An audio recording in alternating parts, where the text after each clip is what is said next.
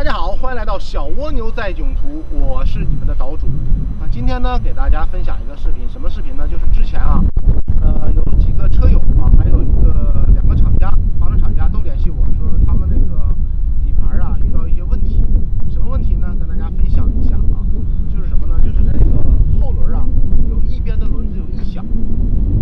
异响就是开起来那种很刺耳的那种吱吱的声音摩擦的声音非常响。然后呢，他们就是也找了，问题没找到，也反馈给这个厂家了包括这个爱科厂家了，爱科厂家也是没找到这个问题可能是还是建议把它拆下来彻底检查一下。那这个时候呢，就是车友也找到了我厂家也找到了我，都熟嘛都知道我属于是比较爱玩房车，就是比较就是爱钻研遇到问题就爱钻研，然后跟我说了这个问题开始我也想了好久，大概前后有个7、8上10天吧。就是我也琢磨这个事儿了，我自己也试验了，根本就不响。他们为什么响呢？就是按道理是新的，你知道吧？新车它没经过磨合呢，而且也每个车它每个厂，甭管哪个厂，它出厂都经过测试的，然后客户也会试驾的，都不响。那开回去之后呢，没开多久可能就响了。那这是个啥问题呢？我就想苦思冥想，然后经过小10天的这个琢磨吧，终于被我想通了，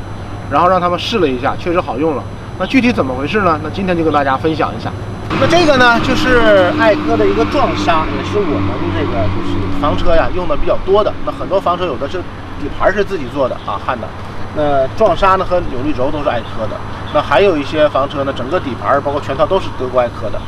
那德国爱科这个品牌也是非常不错的，基本上95%以上的拖挂用的都是这个德国爱科的这个底盘。那今天呢，我们就说一下像这种撞刹不管是国产的也好，或者德国爱科的其他品牌的撞刹也好它这个原理都是一样的。它是什么呢？都是通过这个前车的制动，然后这里呢有个弹簧然后呢就前车制动，后车缓冲，它形成一个撞击，那这里就会伸缩回来，伸缩回来呢就会触动这个车的这个挂车的一个刹车，看到没？我拉一下就拉出来了。现在呢，我给大家讲一下什么原理呢？就是之前为什么它的后轮会异响，然后为什么大家会没找到原因？异响的原因最后我分析就是说它这个撞刹新车嘛可能比较紧撞刹的回弹不及时，也就是你一停咚撞上来了，然后你轻轻往起一拖的时候呢，它回弹不及时造成的，它没有回弹因为新车可能比较涩，然后呢后轮嘛它就会有吱吱的响声。然后这个时候我就让车友试了一下，那厂家也反馈了，我说你们把这个打开，这个打开之后呢，就是可以上面这个有一个杠可以打一点润滑油，然后呢你车呢进行起步，把它拉开，然后急刹，起步一个停车，它砰就撞回来了，然后再起步再停车，再起步再停车，就让这个位置充分的润滑一下，充分的润滑一下，然后让这里也充分的就是摩擦一下，让它更畅快一些。那这样的话试一下，那有2个车友按照我这个方式测试了，都解决这个问题了，那就证明确实是怎么样，是这个问题。那下面呢，我就这里装一个相机这里装个相机，然后我们车在行驶的时候，然后刹车，大家可以看一下这个地方的一个工作的情况。现在找个相机装一下。分享这期视频呢，就是有些小伙伴呢可能会遇到类似的情况还有一些小伙伴呢，厂家找过我了，所以你们之前的问题都是我来解决的。一会儿呢，这个视频呢就会有这个2个相机同时给大家拍摄一下它在行走的外景的，尤其撞刹的一个工作原理上这样看得清晰一点